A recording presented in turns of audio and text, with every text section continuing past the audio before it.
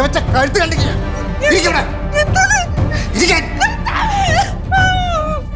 ചേച്ചിയോടെ ഒരു കാര്യം പറയാൻ വേണ്ടി വന്നതാ.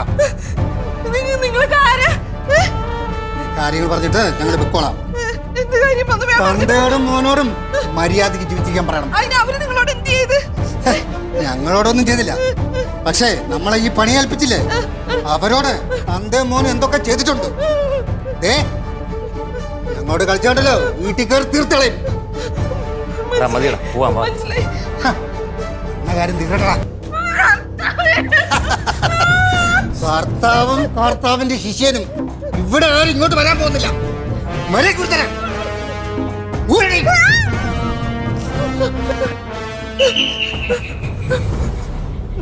ആരെന്ന് പോയി നോക്കടാ. ഇവിടെ ഉള്ളവർ ആരെയാണെങ്കിൽ ഈ വീട് ക്ലീൻ ചെയ്യാൻ വന്നെന്ന് പറഞ്ഞാൽ മതി. ഓക്കെ.